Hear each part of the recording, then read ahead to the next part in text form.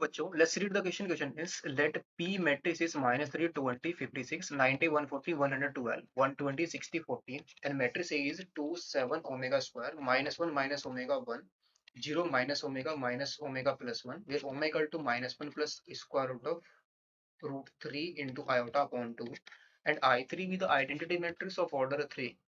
If the determinant of the matrix P inverse AP minus I3 whole square is alpha into omega square, then the value of alpha is equal to. So यहाँ पर हमें alpha की value find out करनी है, omega हमारी क्या है, cube root of unity है। इस क्वेश्चन को सोल्व करने के लिए जो की कॉन्सेप्ट हम इसमें यूज करेंगे, जो हमारे पास डिटर्मिनेंट ऑफ मैट्रिक्स होता है, determinant of matrix A into B, ये किसके इक्वल होता है, determinant of A into determinant of B के इक्वल होता है। तो क्वेश्चन में हमें हमारे पास क्या गिवन है, गिवन दैट जो मैट्रिक्स एम है, यहाँ पर जो डिटर्मिनेंट है, सॉरी, इस मैट्रिक्स का जो डिटर्मिनेंट है वो अल्फा इंटू ओमेगा स्क्वायर के इक्वल गिवन है। इसको हम देख लेते हैं, ये मैट्रिक्स हमारे पास क्या बनने वाली है। नाउ इसमें हमने क्या किया, लेट किया जो मैट्रिक्स बी है ये हमारी P inverse A P minus I three whole cube है, सॉरी होल स्क्वायर है।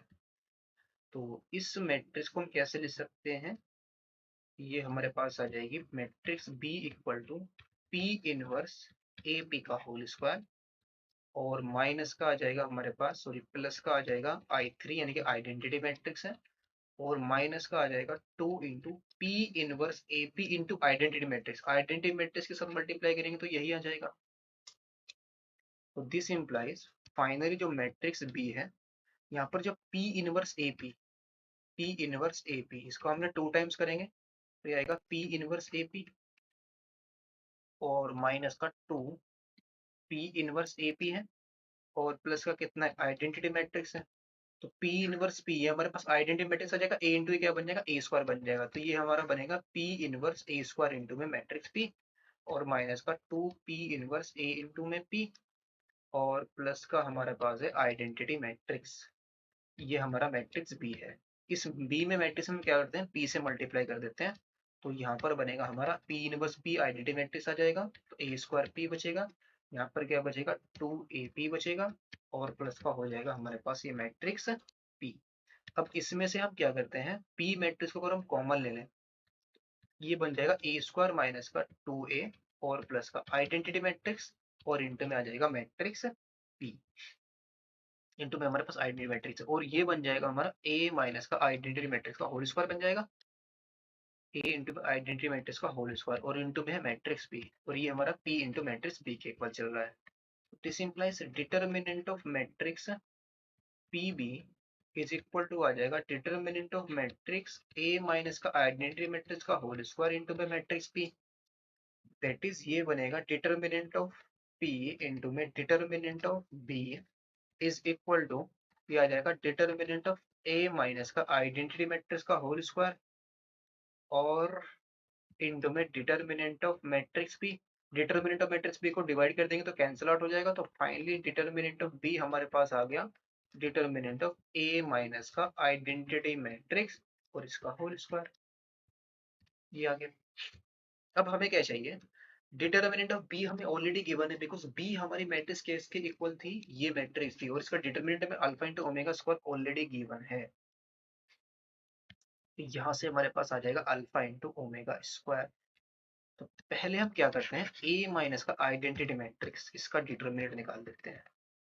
डिटर्मिनेंट ऑफ A माइनस का आइडेंटिटी मैट्रिक्स से बनेगा determinant of 1 7 omega square -1 minus omega -1, और फिर आ जाएगा हमारे पास ये 1, और लास्ट रो आ जाएगी इसकी 0 माइनस ओमेगा और माइनस का ओमेगा।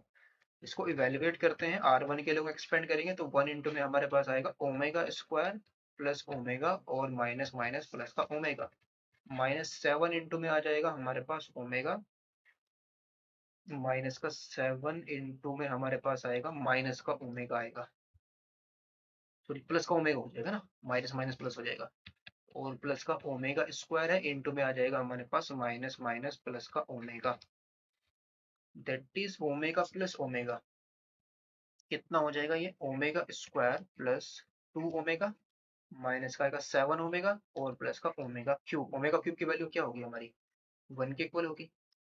दैट इज ये आ जाएगा ओमेगा स्क्वायर